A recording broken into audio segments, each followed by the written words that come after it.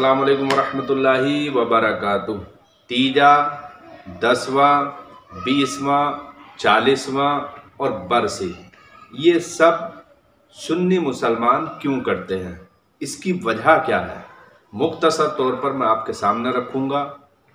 हदीस पाक के ज़रिए से बहुत ही तवज्जो से सुने, अगर बात पसंद आए तो अहबाब को शेयर भी करें।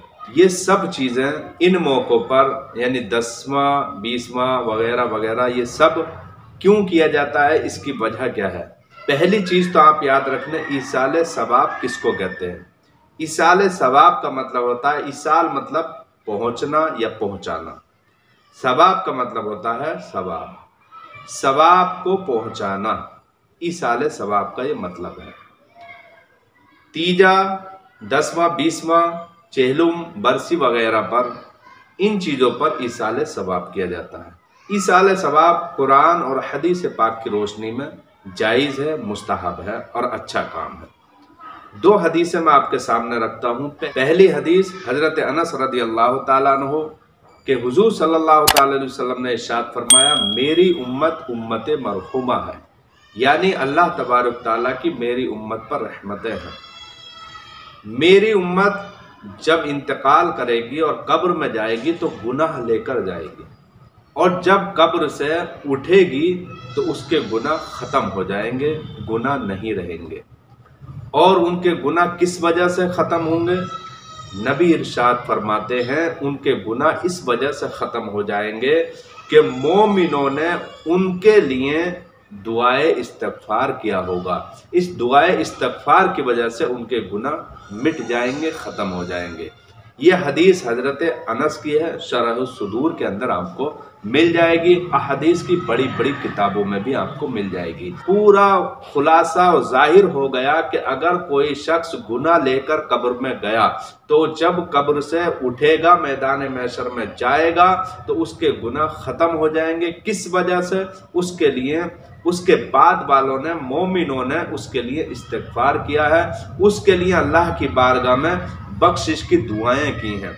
दूसरी हदीस हज़रत अबू हुरैरा रज़ी अल्लाह ताला अन्हु फरमाते हैं, हुज़ूर सल्लल्लाहु अलैहि वसल्लम ने इरशाद फरमाया, मन दखलल मुक़ाबिरा, जो शख्स कब्रिस्तान में दाखिल हो और दाखिल होने के बाद सूरह फातिहा और सूरह इखलास और सूरह अल्हाकुमुत तकासुर, इन तीनों सूरतों को पूरी पूरी पढ़ ले, और पढ़ने के बाद अल्लाह की बारगाह में इस तरीके से अर्ज़ करे, मौला ये जो भी कुछ मैंने पढ़ा है, इस पढ़ने का सवाब इस कब्रिस्तान के जो मोमिनीन मोमिनात हैं उनको पहुँचा दे, उनको बख्श दे। हदीस पाक के अंदर आता है, मैदान महशर में उस कब्रिस्तान के जितने भी मोमिन और मोमिनात हैं, इस दुआ करने वाले के लिए शफाअत की, रब की बारगाह में दुआ करेंगे, शफाअत की अपील करेंगे, मौला इसने हमारे लिए दुआ की, तो आज इसकी शफाअत कबूल फरमा, इसको बख्श दे, इसके गुनाहों को माफ़ फरमा दे। इन दोनों हदीसों से पता चला कि जो शख्स ईसाले सवाब करता है तो सामने वाले को भी फ़ायदा पहुंचता है जिसको पहुंचाया जा रहा है, और जो करता है उसका भी फ़ायदा है मैदान महशर में। ये मोमिन जिनको इस्तिग़फ़ार किया गया था, जिनके लिए दुआएं की गई थी, यही मोमिन मैदान महशर में इस दुआ करने वाले के लिए शफाअत की दुआ करेंगे, रब की बारगाह में शफाअत करेंगे। तो इन दोनों हदीसों से खुलासा ये हुआ कि ईसाल सवाब करने से जिसके लिए ईसाल सवाब किया जाए उसको भी फ़ायदा होता है, करने वाले को भी फ़ायदा होता है। अब आइए, ये तीजा और ये 10वां, 20वां वगैरह वगैरह ये क्यों किया जाता है, इंतकाल के बाद ये एहतमाम क्यों किया जाता है। इन तमाम चीज़ों का सिर्फ एक मकसद होता है, ईसाल सवाब। ईसाल सवाब ये है कि तीजे के मौके पर जो तस्बीहें पढ़ी जाती हैं, कुरान पाक की तिलावत की जाती है, उसको मरहूम के नाम से ईसाल सवाब किया जाता है। इसी तरीके से 10वें पर, 20वें पर, इन तमाम मौके पर ये सब कुछ ईसाल सवाब ही किया जाता है।